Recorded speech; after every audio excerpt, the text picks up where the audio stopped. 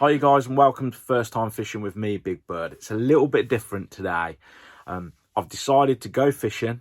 I went up to Tunnel Barn Farm and I decided to do a bit of video footage of me attempting to do some feeder fishing. Now it's been a little bit warm recently.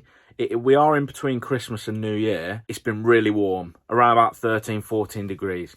So I went with the whole idea that these fish might need feeding, see if we can get a few bites. Anyway, if you want to come fishing with me, keep on watching and I hope you enjoy the footage. Let's roll it. Morning guys, it's 8 o'clock and we're about to go ahead over to Tunnel Barn Farm, so let's go. Hi you guys and welcome. We're here at the beautiful Tunnel Barn Farm today. We've come to the bottom pool. Now it might be a bit controversial for those of you that know about this sort of pool. It's not the kind of pool that hauls in massive weights for matches, but what we have got in here are 30-pound carp, 7-pound barbel. We're going after some units today.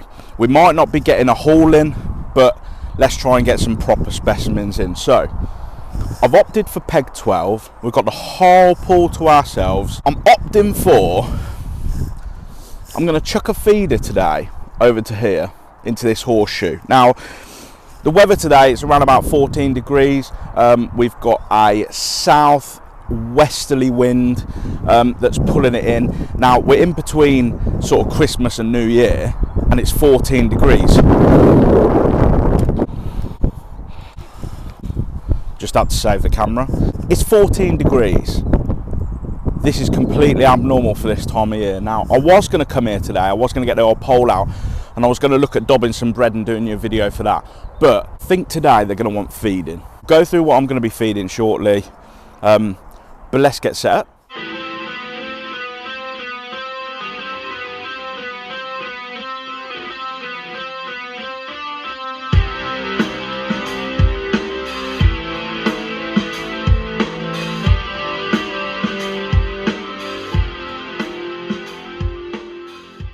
Okay, so we're all set up now and I'm just going to go through my baits that I've got for the day. I ain't bought my big bait bag out. I've literally just bought my stuff in this bag just here. So the initial thing with it being winter is I was going to come out here and I was going to start dobbing. I was going to get my pole out. I was going to be checking at different depths, seeing if I can just drop a bit of bread on the nose of those fish. So there's bread in there. Now I think because the weather has warmed up, I think the fish are going to want to feed today.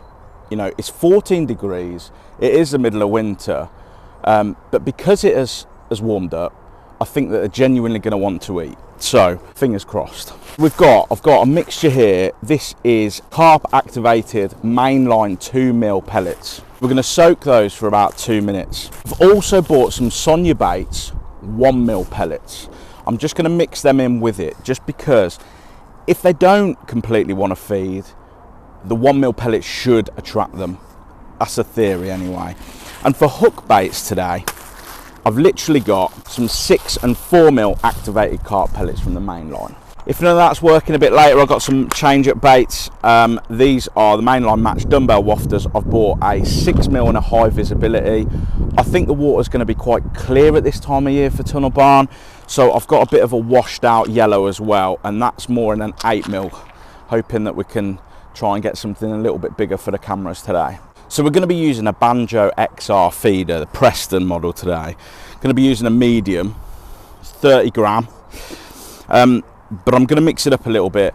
So a lot of fisheries won't use fixed elasticated stems. So what I've done is I've actually had this in a vise to pinch it up a little bit, and we're going to use a Guru X-Safe stem. All right, so we'll see how that works as well. So let's make up the pellets so that we can load this and hopefully get some fishing done.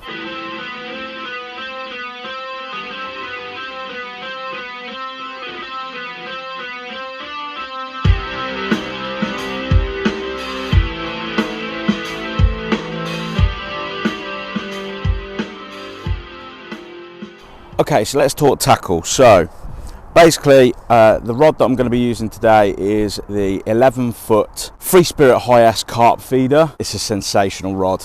I absolutely love it.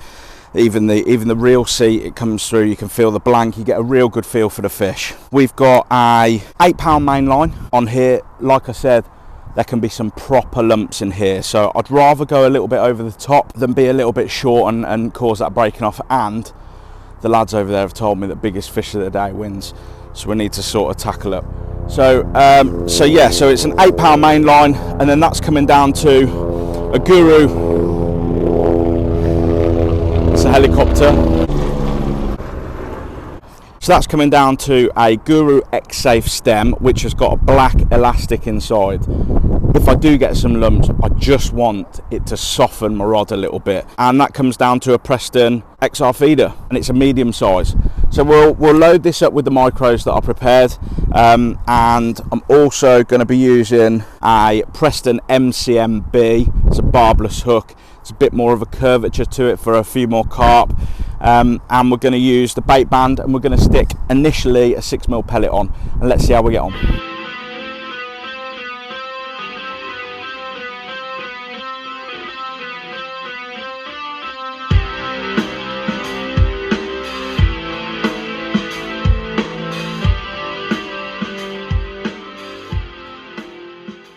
So, first fish of the day.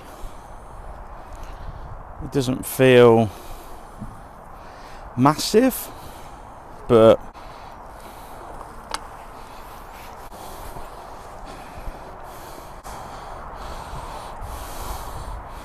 my silver. All the while I'm having a look over the whole of the lake to see if I can see any fish on the top, because if they're on the top, there's absolutely no point in me fishing on the bottom. We'd have to adapt our tactics, and it might be, you know, dobbin bread might work. It might be that I fish a shallow rig or something, and I'll have to get the pole out. But I just thought over the last few days it's just got warmer, and I thought that they'd be into a bit of food, maybe not up on the top, but wanting a feed. So I think we'll give this one the last chuck for this area.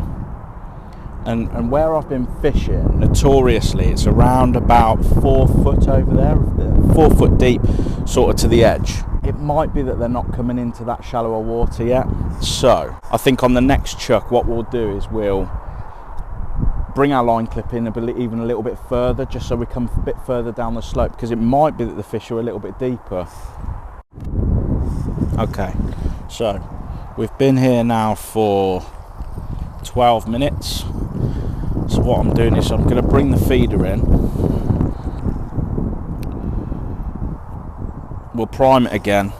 We know that our yellow wafter has been working. However, let's see if we can cast a little bit more into the main thoroughfare and into a bit of a deeper water. Let's see if they're not wanting to come so shallow. So back we come. Superb.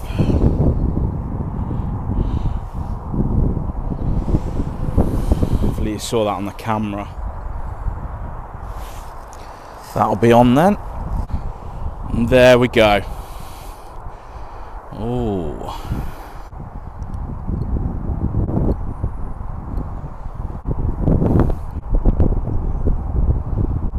It's off. So basically, it's broke me. I think I casted a little bit too close to that pontoon over there,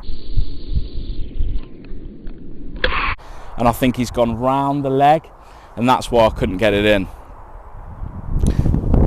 Fish next to snags, you need to expect problems, don't you? Let's go again. Now already we're 50 seconds in, and I'm already getting some indications that something could be around my feeder. You can just see those little twitches on the end of your quiver tip. Shall I go for it? Shall I not?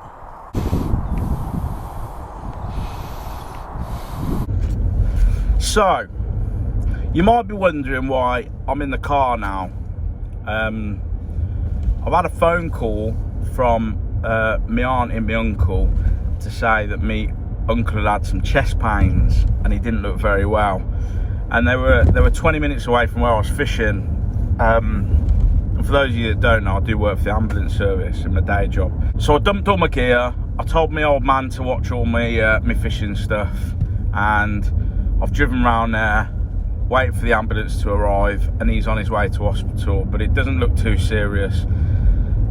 So thankfully, that looks as if it'll be alright. But so now I'm on my way back to Tunnel Barn and gonna try and catch a few more fish before the end of the session. But yeah, absolute drama.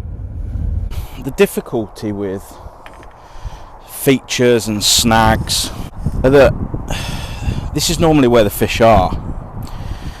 They know that when they take the bait, they've got, you know, areas that they can run into where they can try and break the hook and break the actual line, and it's normally where they are, and you have to try and find this happy medium between the snags and being in open water, and, you know, making it close enough that you can try and tempt them. So what I'm going to do here is going to come a little bit further into open water,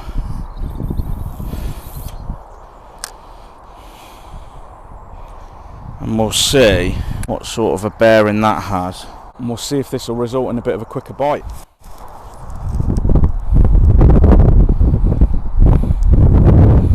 Yep, fish on.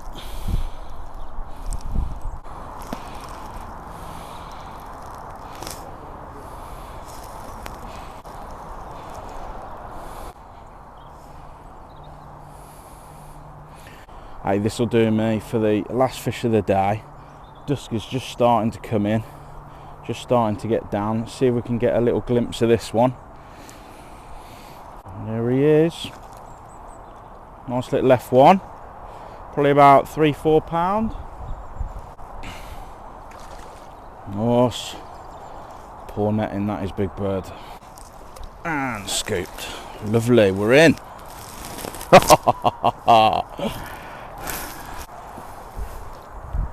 So, here he is. Little 3-4 pound F1, Tunnel Barn Farm. I think that'll call it a day now. Final one of the day, and I think I'll call him Uncle Jimmy after what's happened today.